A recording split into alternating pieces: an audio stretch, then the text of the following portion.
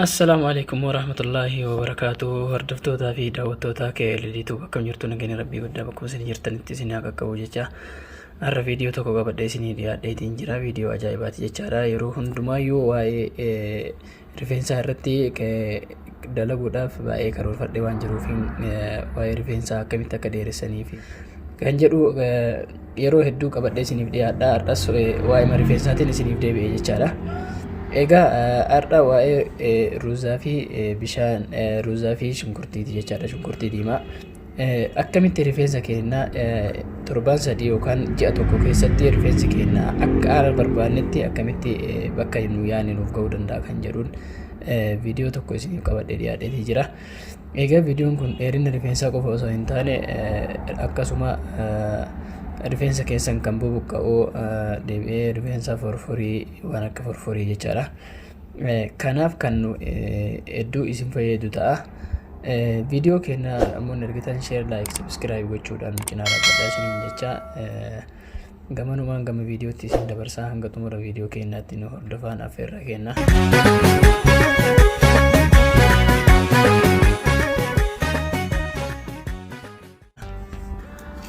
Egaan hordofaan hanga xumura keenya sagantaa kiyyaatti jechaadha. Jalqaba irratti akkuma argaa jirtan kana shunkurtii diimaan jedhama jechaadha. Shunkurtii diimaadha. Haaluma argaa jirtan kanaan shunkurtii diimaa seera isaa eeganii akkuma argitan kanatti ni kalattaftan jechaadha. Haaluma argitan kanaan kalattaftan jechaadha shunkurtii.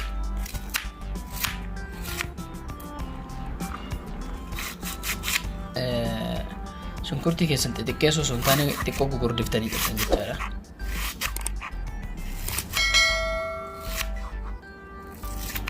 Bifuma kanaan amma xiqqoo irraa isin garsiisa kan ta'eef shunkurtii keenya haala kanaan jaayisa eega godhanii booda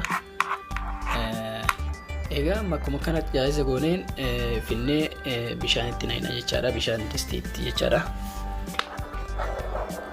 Haaluma argaa jirtan kanaan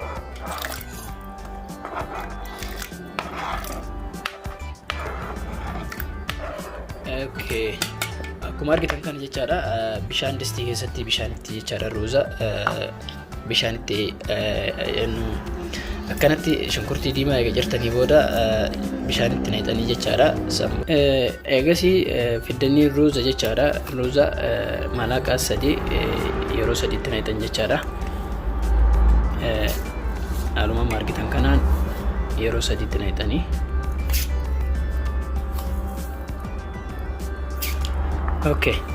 amma haala kanaan akkanatti geessitan booda ruuza kana waliin dhohitan jechaadha. Akkuma argaa jirtan kanatti sirriitti waliin dhohitanii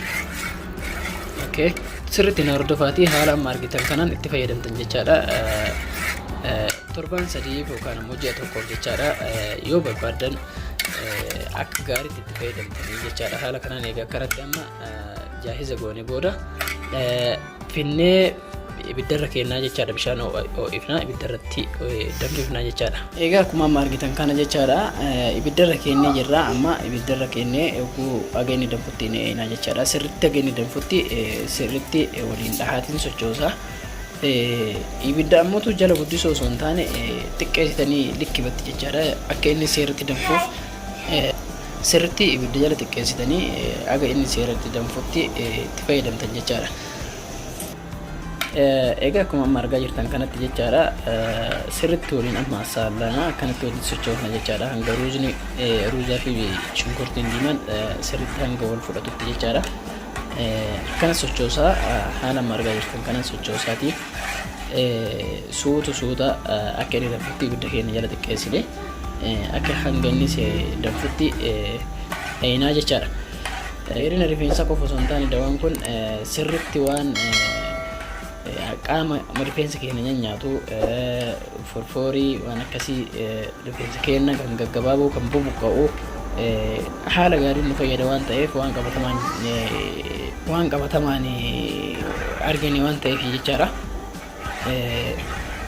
Haga inni sirriitti danfutti akkanatti sochoofnaa jechaadha. Sirriitti haga inni danfee xumuramuutti hogguu inni danfee sirriitti ol danfutti akkanatti sochoosaa obsaan ibidda keenya jala xiqqeessine sirriitti eeyinaa jechaadha. hanga xumura sagantaa keenyaatti ni hordofaa. Ammas nu faana bu'aa. Egaa kunoo amma shunkurtii fi ruuzni keenya bifa danfuu irra gahee jira jechaadha. Haruma amma argaa jirtan kanaani hanga dhumaatti akkanumatti sochoosna hanga sirriitti danfuu qaba waan ta'eef ibidda keenya jala xiqqeessine haga inni akkana danfutti jechaadha. Kunoo amma danfee jira argaa jirtanii. Danfee jira jechaadha, sirriitti danfee jira. Okay, kunoo amma argaa jirtan jechaadha. Shunkurtaa fi ruuzni keenya sirriitti nu danfee jira jechaadha. Haruma amma argitan kanaani akkanatti sochoofamaa jechaadha obsumaan. Ammas sirriitti xiqqoo hanga inni geeffamutti akkanatti sochoofamaa jechaadha. Okay, haga inni sirriitti akkanatti danfutti ni eedanii jechaadha. Okay, kunoo amma argitanii jirtan jechaadha.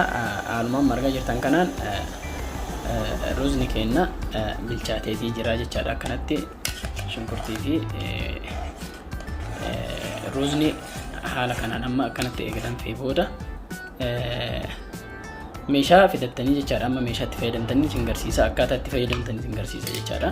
Amma akka itti qophaa'u xumurree jirra. Akkaataa itti fayyadamaati jechaadha. Ammas nu faana bu'aa isiniin jenna.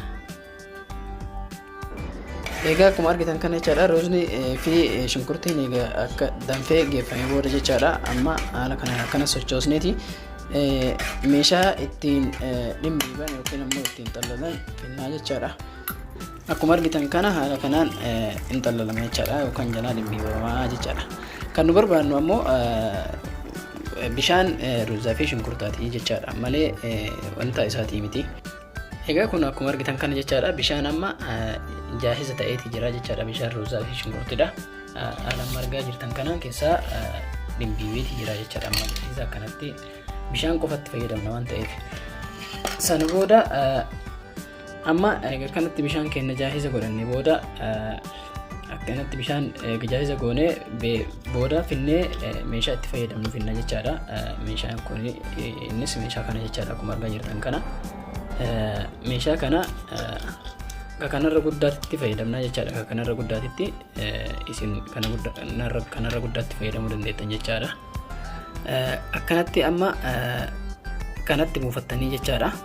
Kanatti ne booda jechaadha itti deebinee itti cuqqaallaa jechaadha. Akkuma argaa jirtan kanatti itti cuqqaallaa. Akkuma argaa jirtan jechaadha. Amma haala kanaan kunoo itti waraabeeti itti naqeeti jira. Bakaakatti jechaadha wanta addaatitti kan kanarra guddaatti fayyadamtanii jechaadha isin yoo barbaachisaa ta'e akka isin fayyadutti jechaadha. Kana booda amma kana akkuma argitan kana jechaadha kanatti akkanatti eegarraan booda jechaadha hundee rifeensa keenyaa jechaadha yookaan hidda rifeensa keenyaatitti sirriitti afuufnaa jechaadha. Itti afuufnaa. Dawaan kun ammoo waan baay'ee nama miidhuu miti jechaadha. Yoo barbaachisaa ta'e guyyaarraallee yoo fayyadamtan rakkoo hin qabu. Yoo barbaachisaa ta'e guyyaarraallee fayyadamuu dandeettanii jechaadha. Ji'a tokkoof yookaan immoo torbaan sadiif jechaadha. Deebitanii ammas yoo barbaachisaan ta'e guyyaa sadiin afuufachuu dandeettan jechaadha. Ammas guyyaarraa yoo afuufattanis waan hafuurallee qabu miti, hafuurri isaa hin ta'u jechaadha. Waan nama wanna jedhu miti jechaadha. Kanaaf kanatti amma egaa kanatti buufattanii jechaadha hundee rifeensa keessaniititti sirriitti afuuftanii itti naqxan jechaadha. San booda meeshaa uffata rifeensa keessan jechaadha deebitanii kiisaan yookaan ammoo peestaalaan martanii hiitanii jechaadha. Egaa akkasii hiitanii deebitanii bulchitanii ganama kaatanii jechaadha ofirraa dhiitanii. Ganama dhiitanii ammas rifeensa keessanii filtanii goggogsitanii galgalas akkasumatti namni guyyaarraa fayyadamtan jechaadha. Galgalas deebitanii akkasumatti itti afuufattan jechaadha. Meeshaa akkana kanaan jechaadha.